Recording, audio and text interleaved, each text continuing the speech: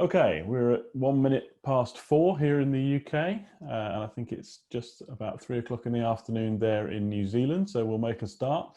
Welcome to this. This is the third and final session of FIPP Insider New Zealand, of the first day of FIPP Insider New Zealand. A reminder that there's still another day of speaker events to happen tomorrow. You should have details of that in the email we sent you all earlier, and we'll send you a reminder of that again tomorrow. Same format, so you can use the deal room for meetings, and you can of course come and view the speaker sessions here on Zoom with the links that are in your email. If you haven't yet done so, please do book a meeting. Please do try and meet our lovely partners at PressReader, some of whom are on the call right now. If you hadn't had a chance to talk to them yet, I know that would be a really good use of your time. And you can of course book that meeting through the deal room platform. If you click on the participants list at the bottom of the page, you will see Meet. And you can click that and arrange your meeting, or at least send a request for your meeting in that way. We're going to be joined today, in fact we are joined already today, by Sally Duggan from the MPA in New Zealand. Many of you will know she's going to be my co-host for today, and she's going to be particularly fielding your questions as we run through this session of trends in media. This is going to be FIPP's take on the various trends that we see around the world. So if you do have any questions, please use the Q&A button at the bottom of your webinar controls, where my finger is pointing more or less for most of you. If you click the Q&A button, you'll be able to submit your question, and Sally will keep an eye on those as we go through, and she will interject and ask those at appropriate moments when I stop talking. There's also the chat function, which is in the box there down there as well. So if you look at the chat function, you'll be able to talk to the panelists and be able to talk to the other delegates and just kind of exchange ideas and information about what's going on in the session. But also keep an eye on that, because the FIPP team will be posting links to various aspects of things that I'm talking about today, links to some of our reports and links to some of our other sessions. A reminder that if you enjoy the sessions that we're running today, that we will be able to experience them over the whole month of September in the FIPP Congress. So we launched the FIPP Congress earlier this week. We've announced a load of the speakers already, including some very high-profile names in there, people like James Wildman, the CEO of Hearst in Europe. We're expecting to announce a few more over the coming weeks, but if you like the idea of coming to listen to more of these over an extended period of time on a variety of different topics, then please do look to come to the FIPP Congress, which starts on September the 2nd and runs for the entire month. So, I think that's enough preamble from me. We've got a load of people now joining us. Thank you very much, all of you, for coming along. So I'm going to just go straight into the session. I'm going to share my screen here, a little bit clunky as always with sharing screens. And let's press play, and hopefully you can all see that. Please do shout if you can't. So we're going to talk today about trends in media as we see them. Now, prior to the crisis, I've done this presentation multiple times per year, but this is the first time I've done it since the coronavirus crisis emerged. And we've had to completely rethink the way that we approach trends and the way that we present them. And I'm going to try to show you the trends that are going to be enhanced by the crisis and those which have been negatively affected. Now, we'll be sharing these slides with you afterwards. And also the full slide pack has got notes and a detail slide at the back for each trend, so you will get the full picture. Some of these trends are just pictures and me talking over them, but you'll get the full detail when you see the full slide pack later on. So who is FIPP?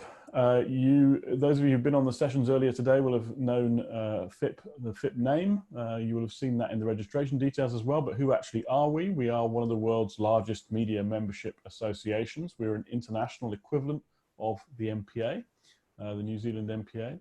We help you learn by sharing examples of learnings and best practice from across the world, which is obviously ever more valuable as media markets converge. And we also help you network, and we make connections with those partners who can make a vital difference to your business. They might be media partners and content providers, technology businesses, other associations specializing in different aspects of the industry, or consultants and other useful individuals. We've also got two new, more commercially focused businesses to tell you about. FIPP Consulting, which can help you with your business transformation projects, anything from launching new products to M&A, restructuring your business, re-energizing your teams. Either us directly or our network of consultants can help you with those projects. And FIPP Training helps you build the skills you're going to need to thrive in the modern media environment, training on areas such as digital subscriptions virtual sales training, how to present and communicate virtually, communication training, and more. So if you're interested in either of those, then please do get in touch with us, and there will be some more details also on the website. Now, here are some of the companies that are in the FIPP network. We show you that together with the brands that are in the network to tell you that all of the learnings you're going to hear today are taken from brands like these. And these are obviously not just print brands, they are digital brands and live event brands as well, service brands in some cases. And of course, they're global and international. We take our learnings from across the world. We have members in every market from Japan to South Africa, from Canada to Australia. And we obviously try to take learnings from all of those. We don't have any members at the moment in New Zealand though. So if you're watching in New Zealand, we'd be delighted to have you as members. Please do take a moment to look at membership, and there'll be more details of that on the end, at the end of the session. So, of course, any trends presentation in the next few years is going to have to take account of the impact of the coronavirus crisis. And at times in this presentation, you're going to see this graphic, this very arresting graphic, that tells you that this trend has been negatively impacted by the coronavirus in some way. There are, of course, a few positive impacts, but I'll deal with those as they come up. But I wanted to put some highlighting around the things that have been negatively affected. And of course, on balance for our industry overall, the impact has been more negative than positive, unfortunately. So I want to start by looking at how humans think about and deal with change. This graphic is taken from the website waitbutwhy.com, really fantastic long-form journalism website. And what their hypothesis is that humans are very bad at predicting the impact of change on humanity. So this graph shows human progress on the left side and time on the lower side on the horizontal axis. And basically says that where we're sitting, which is the present day, the blue circle, we look at the past and we use that as an indication of what we think change is going to be like in the future. And of course, this is usually an underestimate. This is almost always an underestimate. What in fact is going to happen in the future is that the rate of change is so rapid at the moment, and new developments coming onto the market and exploding into public consciousness and exploding into mass usage at such speed that change is going to become exponentially much quicker. So we're not estimating the pace of change as being as rapid as it actually is going to be. And change is also not linear. It moves in S-curves. So as a new technology comes onto the market, it's slowly adopted at first, then suddenly it has mass adoption, then that growth tails off as the market is saturated. So think about cell phones, for example, particularly smartphones.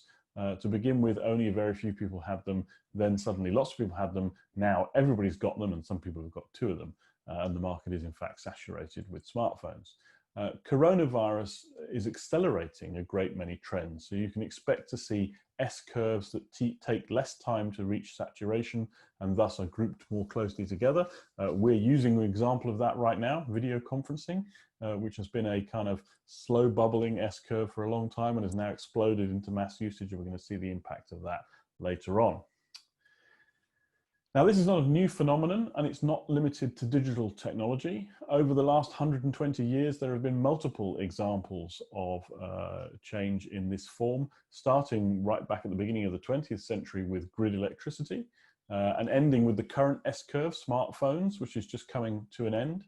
And also, it's important to note that not all S-curves follow exactly the same pattern. If you look at shipping containers probably the most impactful technology of the 20th century, went from invention to ubiquity to being everywhere in less than 10 years, much quicker than some of the phenomenon we've seen in recent years. But the question for us as media executives is, of course, what's next? What's the next curve off the right-hand end of the graph? How can we avoid false curves that don't end up with mass adoption? And how can we take advantage of those that do? And finally, just to show the rate of change is increasing, you can see that this table here, which shows you the number of years it took for products to get to 50 million users. For commercial airlines, it took 68 years from the first flight to the 50 millionth passenger, and 19 days from the launch of Pokemon Go to the 50 millionth user. So that rate of change is undoubtedly accelerating. And of course, there is there on the slide a live example in the form of Zoom, which has seen 350% growth year on year in their corporate customer base. That's companies with more than 10 employees. and their share price has gone up 2.5 times since January the 1st. A sudden dramatic change because of a sudden dramatic change in the way that people are using technology and the way that people are meeting one another. So what about media? A lot of that I've talked about now there is just related to society more generally. What about media and where are we now? Well, the first critical factor is that advertising funded print model, or that model of advertising funded print, is nearly dead in most categories. It's a terrible thing to say because we relied on it for so long, but unfortunately it is only heading one way. And here is the example of newspapers. We'll come on to the full coronavirus impact later, but in the midst of this crisis, a great many towns and cities have been left without local news as the local paper has stopped printing and in many cases is never going to restart. And that really is just the latest in a long line of bad news for the newspaper industry. You can see here in this graph that in terms of advertising revenue, the industry has lost in the last 10 years all of the growth that it delivered since the Second World War. So all of that growth has been wiped out by the launch of the internet. And that process is obviously now accelerating with coronavirus. So the crucial message for companies that survive this crisis is that you must have multiple revenue streams, and some of those have to be digital revenue streams. If you rely on only one source of revenue, then your business is at risk. And those of you who were on the first session today with Andy Kluhrman of Active Interest Media will have heard him talking about the variety of different models that they have for generating revenue from consumers, and advertising very much being a secondary thought, having been the primary thought of their business for a very long time. And that absolutely is the direction of travel for our industry. Advertising has never been less important than it is today, and we'll see a little bit more about that later on. So what are the different types of revenue that you can go after? Well, here is an example, and here are a few of those little coronavirus impact bursts you can see there. Every year we produce our annual Innovation in Media World Report with our friends at Innovation Media Consulting. You can buy copies of this year's report through the FIPP website. And we identified at least 13 business models that media companies can adopt to diversify their revenue. And this is a really good example of the crisis and the impact of the crisis. We reckon that at least 6 of those have been negatively impacted by coronavirus. I'm not going to run through all of them, but the 6 that have been negatively impacted: events, advertising, the agency business, brand licensing, being an investor, and the nostalgia business. All of those business models have had a negative impact. Some of the others on that list may also have had a negative impact. Some of them may have had a positive impact. Subscriptions and e-commerce have certainly had a positive impact. But there is no escaping the fact that if you relied only on 1 or 2 of those things, particularly 1 or 2 that have been negatively impacted by corona, then you're going to be in a lot of trouble.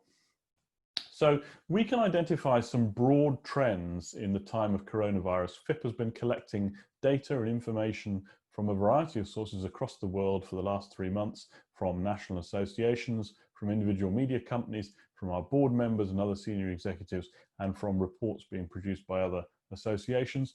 And we've found the following broad areas of impact. And you can see here that we've got 4 positive impacts and 4 negative impacts.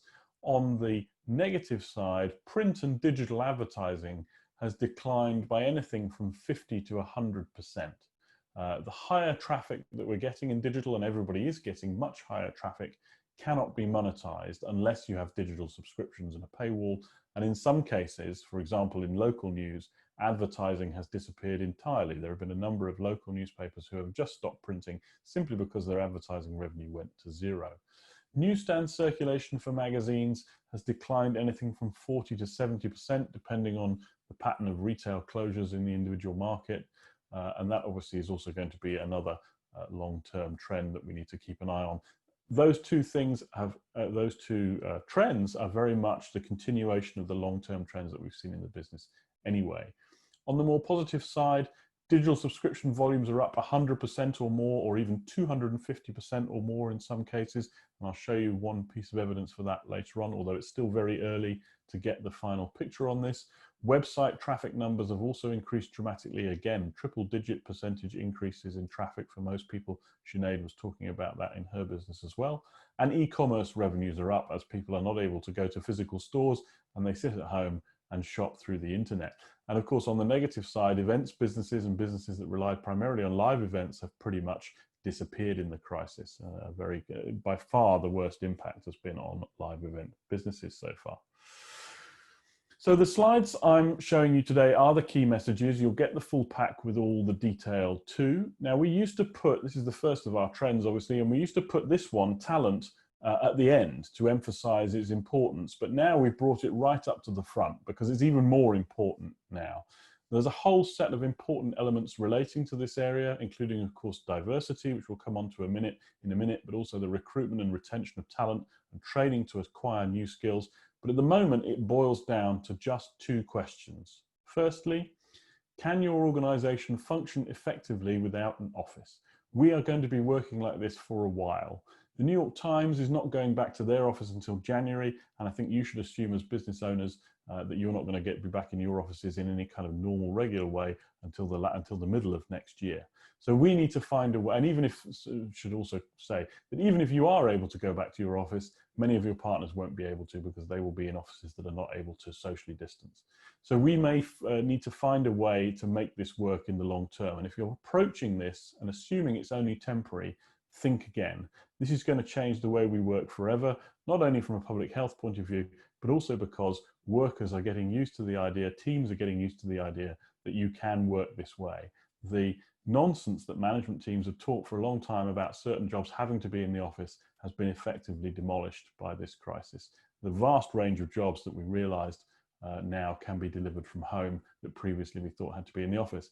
And the second of that, and related to it, is how do you keep people motivated and focused? Working from home can be great, but it can also be terrible.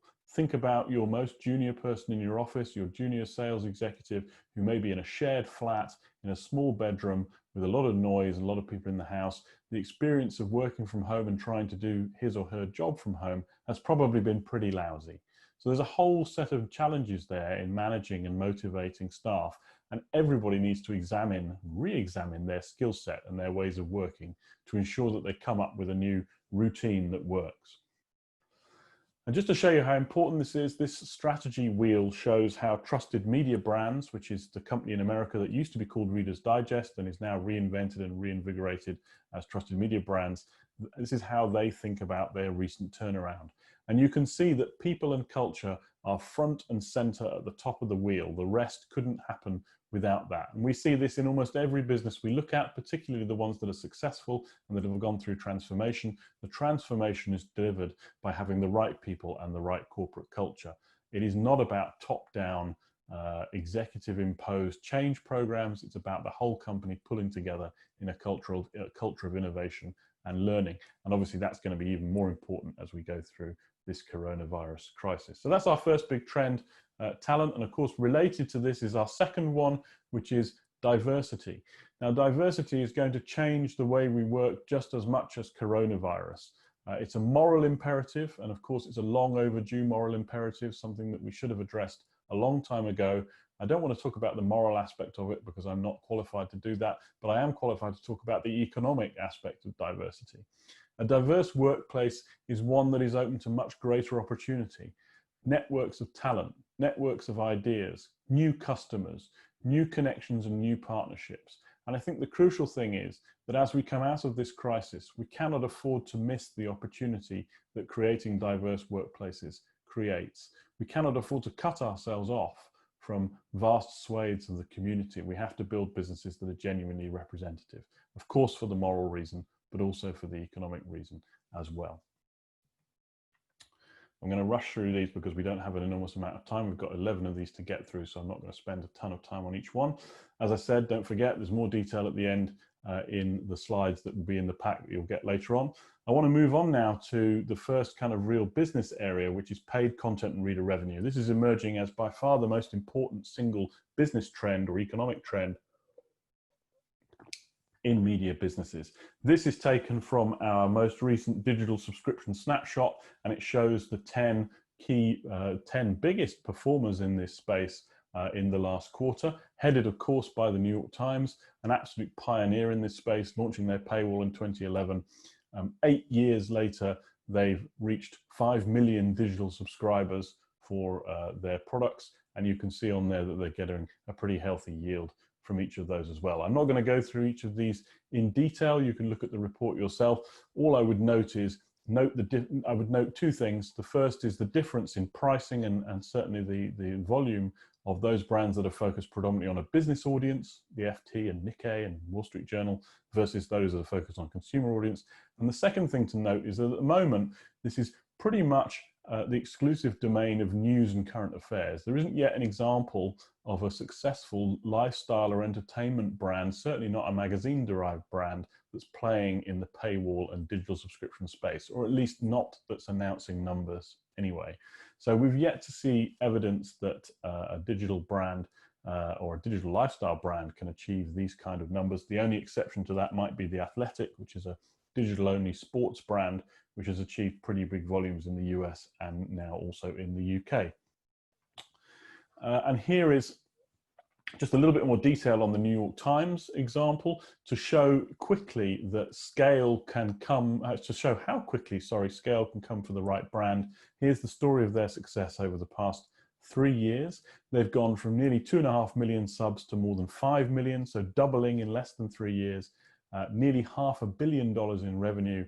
And best of all, and most importantly of all, the last quarter was the biggest quarter for them. So the biggest growth, and obviously the start of some impact of coronavirus there. We're going to see more of that in the next few months. I think the important thing to note there as well is that all of that data is not including the impact of the dramatic spikes in traffic and in paywall subscriptions that we've seen from the last 3 months. We will get those figures in the next few weeks. The next edition of the report will be released at the end of July, and you'll be able to see the latest figures then, and there'll also be a webinar on that if you want to join and learn about that in more detail. But paid content, by far the most important area of our business now. If you're not producing quality content that is unique and that readers are prepared to pay for, you've got a big problem. Let's move on now to our fourth trend, which is consolidation and in some cases exit. Which many of you will have been familiar with in the New Zealand market. Lots of big deals happened pre-crisis. I'm thinking about things like Meredith buying Time Inc. a number of years ago. In the UK, Future bought TI Media, which was Time Inc.'s UK arm. Immediate Media has been bought by Burda. They themselves then bought BBC Good Food, one of the biggest consumer lifestyle brands here in the UK, and so on and so on. We learn in the US that Bonnier is looking to exit the US market. Bauer has obviously exited New Zealand with terrible consequences for everybody there, and so on and so on. So we're seeing an enormous amount of churn that's happening in the industry. And I think the long-term trend here is that we're going to see fewer big players. Publishing ultimately is a big industry that is yet to come to terms with being a medium-sized industry. It's also important that we recognize the underlying cause of this. The underlying cause of this is that publishers increasingly have to focus on one or two genres where they can be dominant in the market. And it's very hard for them to do that in more than one or two genres. Anything that is not core, anything where they don't have a dominant position or don't think they can get a dominant position, they're divesting. The other thing to note here is that and this may be a source of encouragement for those of you working in the New Zealand market, is that what we have noticed in other parts of the world is that where this consolidation happens and where exit happens, that new independent companies are springing up out of the ground very, very quickly and delivering success, particularly in niches, particularly in enthusiast genres and specialist markets, and that is happening in every market that we go to. So the rise of independent magazines, the rise of independent media, some of it is digital media, a lot of it is print, and that is happening. We use the analogy that it's like after a forest fire, when after a forest fire you find new shoots and new growth. That is what's happening in the industry at the moment. And just to have an understanding of what's driving the valuations and what's driving people's decision making around that, here is the pre-crisis, and you can see there the impact of coronavirus will be on a couple of those. This is the pre-crisis view of valuations of different types of activity in media. So we've got print media, marketing services, digital media, events, and information and data. If you're sat there as a chief executive of a firm and your team comes to you with an idea for a new product, you're more likely to go for an information or data product versus a print product, because that information or data product is going to deliver you 10 or 15 times the value of its turnover compared of its profit, sorry, compared to a print business which might only deliver 4 to 6 times. So there's a huge variation now opening up in the relative value of different types of media. The fifth one here today is sustainability. Now, sustainability obviously has taken a bit of a back foot during the crisis. It was probably the single most important topic pre-crisis, but that's going to come roaring back to prominence as soon as we're out of this period. It's increasingly going to be a must-have hygiene factor for consumers, and it is consumers that will drive this. It's important for media businesses to consider the end-to-end footprint of their operations, including their digital operations, and be able to document the impact that these have. You have to demonstrate to consumers that you understand factors such as carbon consumption, raw materials usage, recycling potential, and of course the human impact of your products and services, including ethical policies around workforces that may not be in your country. You have to demonstrate that you're working to minimize all of these impacts. And here you can see 2 examples. The top one is from UPM, one of FIPP's other corporate sponsors. They're committing to a 65% reduction in CO2 by 2030, and they're thinking about the entirety of their supply chain in doing that. We'll be publishing a sustainability report with UPM in a few weeks' time, which goes into this in more detail, so keep an eye out for that. And on the bottom is the one from Condé Nast. Condé Nast is working towards carbon neutrality, and again, they're taking a holistic view of their operations. And it's essential that you think about this in the round, and also it's essential that you don't just think about print. Digital businesses are just as impactful as print businesses. They're not exempt from the sustainability challenge. This is the example of Bitcoin and the energy and waste from Bitcoin. In total, the carbon footprint of Bitcoin is the same as the carbon footprint of New Zealand. So they're pumping out the same amount of carbon as you guys are down there. They're also using as much energy as Chile. So it's an enormously carbon intensive and energy intensive business. And those of you that are using digital services that have big cloud computing requirements, the environmental footprint will be similar for something like Amazon Cloud Services. So let's move on then to advertising. I mentioned it earlier, and advertising is really a tale of 2 graphs, and they are connected, and you need to understand both of them in union before you can get the true picture. The first one here is from the annual PwC Global Entertainment and Media Outlook. This does exclude coronavirus impact, so they haven't yet produced an updated report, but this shows how digital formats are going to dominate growth for the next 5 years. I think we all understand the relative size of each of these markets. Digital is obviously the biggest market in most countries in the world now, but also it's going to dominate growth for the next 5 years.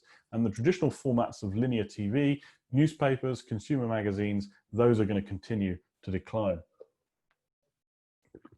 But if you link that then to the second graph and we dig deeper into digital advertising, you can see this graph from eMarketer really sums up the problem. The big blue blocks here, the swimming pool, represent the market shares in digital advertising in the US of just 3 companies, Google, Facebook, and Amazon. The smaller blue blocks are a few other smaller businesses, Microsoft, Yahoo, and Twitter. Seems strange to describe Microsoft as a smaller business, but it is. Between them, they control 75% of the digital advertising market, and their dominance is growing. For every new dollar that comes into the market, about 85 cents is going to the first 3 companies. In other words, they're getting bigger. And in the long run, therefore, without regulation, we can expect them to control about 85% of the market. So what does that mean as a publisher? It means that if you're relying on advertising, you're relying on digital advertising. And if you're playing in digital advertising, you are competing for the remaining 15% of the market, that little tiny rump that's left at the top of that graph, the little white space at the top. And you're competing against every other media business in the world for that money. Disney, the New York Times, Hearst, you name it, you're competing against them for that money. In other words, you're trying to be a big fish in a pond that still has the Loch Ness Monster living in it. And that really is related to the power of the big tech businesses, the so-called GAFA companies. Some people call them FANG because they put Netflix in there. I call them GAFA. That's Google, Amazon, Facebook and Apple, and the extent to which they control both the advertising market and the market for eyeballs. And the market for eyeballs, in other words, content and content distribution, is really dominated by Google and Facebook. You can see here that this is Parsley's referral dashboard. It's a few months old now, and we'll get an updated version. And this shows that 70% more or less of all traffic in the web is sourced from Google and Facebook. They basically act as a gatekeeper for our brands and our content.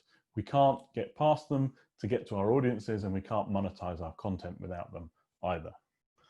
But the good news is that there are signs that that power is changing and that they will be ever more closely regulated in the future. And they're at the beginnings, really, particularly Facebook, of a perfect storm of a combination of regulation and activism. And on the legislation side, the EU's GDPR legislation has triggered a wave of similar lawmaking worldwide focused on consumer privacy. You can expect to see a US federal equivalent under a future administration, and more similar examples in other countries. There's obviously already an example in California, which is very stringent. And also, from a legislative point of view, the EU Copyright Directive is starting to have an impact on Google's businesses, with courts across Europe falling down on the side of content owners in any dispute, and Google announcing this week that they're going to start paying content owners for that content. Again, be careful whenever Google and Facebook announce these things. We all get very excited. As ever, it turns out there will be one or two companies that have done a deal with them for pennies. We're holding out for the billions that they owe us. So let's not be distracted. And across the water, the Australian competition authorities, across the water from you, they seem determined to end Google's dominance of the digital advertising market. And a UK government report is also expected shortly to point in the same direction. And then finally, the US Department of Justice, very much under the radar, but the US Department of Justice does seem to have a number of ongoing investigations against Google, Facebook, and Amazon. That's all been kept relatively quiet, but we understand that there are investigations ongoing, and we expect these to break cover shortly. So legislation is great, but it might actually be on the activism side that they see the most impact, especially Facebook. Facebook's ongoing abdication of their responsibility to moderate the content they publish is being challenged, and is being challenged effectively for the first time. The Stop Hate for Profit campaign is gaining real momentum. Big brands like Unilever and Coca-Cola are pausing their advertising on social media, in some cases for the rest of the year. And there's two things to watch there. The first is, there's actually three things to watch. The first is, will brands join this, particularly SMEs? They're very much the lifeblood of advertising in those tech giants, small businesses, small and medium-sized businesses. If they start to join that as well, then you can start to see this effect escalating. And secondly, will Facebook respond in a meaningful way instead of the kind of ham-fisted platitudes that we've seen so far, and the tokenistic responses that don't really deliver any meaningful change? And the third thing is, it'll be interesting to see whether brands notice any difference in their outcomes as a result of not spending this money. There is a suggestion that certainly on Facebook, a lot of this money is basically wasted. It's never seen by the audiences it's intended for. It's difficult to say what the long-term impact would be. The ideal scenario would be an enforced breakup of these businesses into their component parts. The idea that Facebook is also allowed to own WhatsApp is just ridiculous, wouldn't be allowed in any other sector. But either way, their power is going to be more limited than it is now. So on to some slightly better news for those of us that have magazines in our blood, and those of us who come from a magazine background, which will be many of you. And that is that despite the difficult situation that print finds itself in during this crisis, there were signs pre-crisis that print was beginning to find its place in the market mix, and there's a suggestion that that might come back to fruition afterwards as well. And in particular, I'd highlight three trends. The first of these is the relative success of brands that refuse to embrace digital. Providing you've got strong, unique, quality journalism, this can be a successful approach. Brands like The Week and Private Eye and Monocle have shown this. And secondly, the power of nostalgia and aggregation. You provide enhanced value print packages by mining your archive to create bookazines with high production values, higher pagination, and higher price. And finally, what I think is the key trend, which is the repositioning of print as a luxury product. Now, this is already a long-standing tradition for some brands such as Vogue, but I think it's now being embraced by others, and you can expect to see this more in the future. And that's got 4 key features.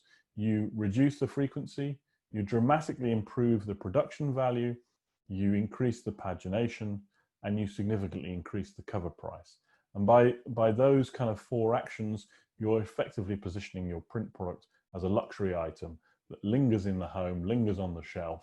And this is something that I think is very much the direction that print media is going in. It's also important to remember one of print's key selling points, which is trust, and that's never more relevant than now in this era of fake news and trust in media. This is a selling point that the industry really can't ignore. Study after study, this one is taken from Digital Content Next, actually it's taken from Edelman originally. It shows that traditional media is consistently trusted nearly twice as much as social media by consumers. And a question for us is, do we as traditional media providers, whether that's in our print products or our digital products, make enough of that trust, what would you call it, investment that we have from our consumers and use that as a selling point enough? Probably not. A couple more to go. Platform focused content. Ultimately, we're all in the content business and we want to look at the power of platform focused content. 2 things to consider here really. The first is, how am I going to get a consumer to transact with me through these new platforms? This is a really important point. We in the industry have been great at adopting new platforms. We've been great at investing in them. You remember Snapchat? We all spent a lot of money on that. You remember video? When Facebook told us to do video, we all spent a lot of money on that. But we've not really thought in each instance about transactions and how we get a consumer to spend more money with us. And I think that's the really crucial point of developing content for new platforms in the future. You've got to have a laser-like focus on making sure that that's going to deliver some kind of extra revenue for your business. And then secondly, once you've decided that the platform is right, is how can I create content that is bespoke for that platform? The 2 big areas of content focus at the moment are, of course, audio and video. In audio, the rise of smart speakers is focusing everyone's attention on how to deliver content and retain brand loyalty. And related to that, this crisis, the coronavirus crisis, has seen the boom in podcasting continue to grow. It's a great way to connect with audiences on a regular basis, and I think that's something you can expect to see more of. You're looking at businesses like Spotify making big investments in podcasting. They wouldn't be doing that if they didn't think it was worthwhile. And then finally, video, which has been through boom and bust, can be great for consumers, but you must think about monetization and don't rely on the big platforms to do that for you. So there's a number of areas there of content and platform focused content. We definitely think that creating bespoke content for the platform delivers the best engagement and the best results. And we spoke at the beginning about S-curves and waves of change, and I want to suggest to you that smart speakers could probably be the next one. The current data, this is Amazon Echo installed base and the number of skills, which is the number of voice products that are on those devices, they're heading in that direction. Those look like S-curves to me. Whatever your personal views on smart speakers and the intrusiveness that they have in your lives, there is some suggestion that they're being adopted widely by the average consumer, and that's something we need to be very conscious of. 2 quick ones to finish. I've got about 5 minutes left and then we can take some questions. Don't forget to submit your questions in the Q&A box. Oh, I've just noticed my video's gone funny. Is everybody else seeing that? Look at that in a minute. 2 quick ones to finish with. The first one is AI. It's expected by everybody in our industry to have the largest impact on us as compared to other industries. Areas that that's going to be used for, you can see here the expected impact from different industries. Areas that it is going to be used for or that it is being used for are going to have widespread adoption: basic routine journalism, marketing and user journey automation, translation, content recommendation and editing homepages. You need to monitor this trend very carefully and be ready to adopt these software as a service tools as they become available, because they can have an enormous impact on your business. And then that brings me to the last trend, which is technology. Now, technology is increasingly commoditized, but there is definitely a divide emerging. And this is the buy or build divide. And on one side, larger media businesses want to own the tech tools, mainly so that they can control the development path, but also to monetize tech by selling these to other businesses. That was one of our business models on our graph, on our table earlier in the presentation. And smaller businesses increasingly rely on outsourced technology services, which are increasingly software as a service solutions sitting in the cloud. You need to decide which side of this you fall on and be rigorous in your pursuit of the best options. Don't allow corporate IT departments to hold you back. Technology is absolutely the key to success in much of what we've discussed today, and falling down on the correct side of this divide is one of the ways in which you can ensure that this happens. This graph, by the way, this table, or this diagram rather, is from Axel Springer, and this shows Axel Springer's approach to tech, and they are very much in the build camp. They don't buy, they want to own everything in the tech supply chain. So that's a very quick 45-minute whistle-stop tour of the trends that we see as being key in media at the moment. Thank you very much for watching that. Now there's a number of things that you need to do now before we take questions. You can go to our website, FIPP.com, sign up to the newsletter, become a member. You can write to me, james@fipp.com, ask me more about how we can help you. Please do also follow us on Twitter. We are @FIPPWorld, and I'm @FIPPCEO. That's a good way to keep abreast of what we're doing. And look out for a copy of these slides and ask me any follow-up questions. Thank you very much for watching, everyone. Sally, have we got any questions? Thanks, James. Well, I've got one of my own, which is, I was really interested for you that you said that magazine brands aren't playing in the paywall space at all, or aren't successfully playing. And I just wonder what your thoughts on that are. I mean, is it for lack of trying, or is it because lifestyle content is somehow inherently not suited to that?